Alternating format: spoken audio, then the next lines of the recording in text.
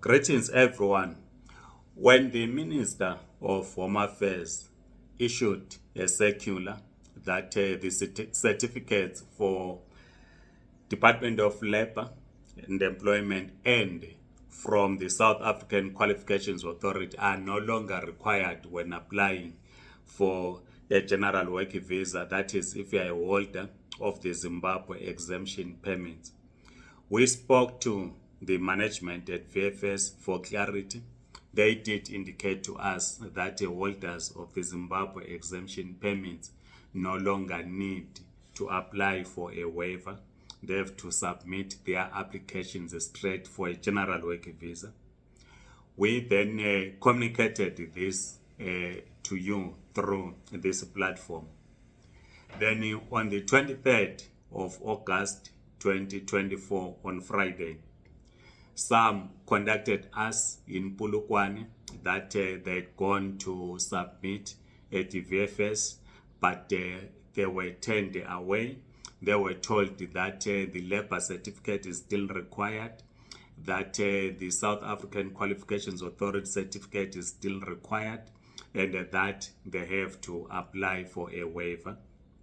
We then went back to the management at VFS, who advised us that is not correct. What the staff communicated to holders of the Zimbabwe exemption permit is not correct. They advised that if such happens, we must immediately contact them, the VFS management, while the person is at the VFS offices. So if you go to VFS to submit your application for a general work visa, you are told by staff that you still need to submit certificate from South African Qualifications Authority or from the Department of Labor and Employment, or that you are still required to apply for a waiver. Kindly ask for the manager in that branch where you would have gone to submit.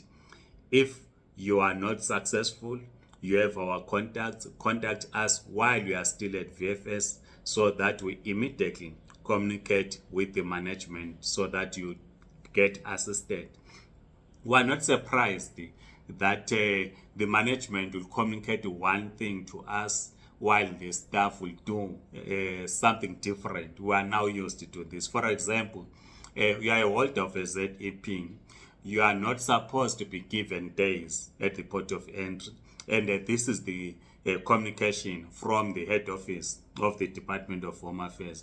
But when you go to the border, you are then given 2 days or 2 weeks or 2 months by the officials at the border. And this has caused a lot of problems. And the comrades will always ask, Comrade Mabena, should I go back and get my passport stamped? But when you talk to the management at the Department of Home Affairs, you are told a different story, that no, just ignore that. And the question would be, if we are to ignore those days, why in the first place are people being given days when they are holders of the Zimbabwe exemption permit?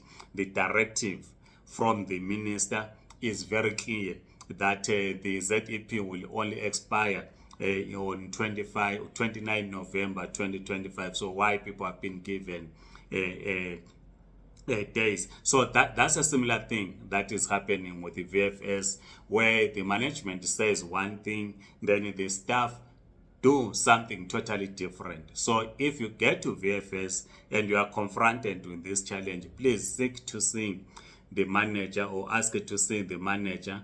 If you are unable to see the manager, you have our contacts. Contact us, then we will intervene on your behalf. Then we were talking to the consulate officials with regards to those that lost their Zimbabwean passports.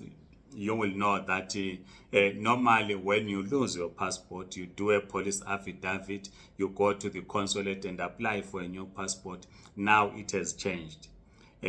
Now they are saying that if you lose your passport, the first step is for you to get a police affidavit that you lost your passport. Then the second step, they then invite Interpol to investigate if your passport is not being used for criminal activities by other people. So it is now no longer automatic that you lose your passport, you go to the police station, do a police affidavit, you get to the consulate, you get issued with a new passport, you apply for, submit your application and get issued with a new passport.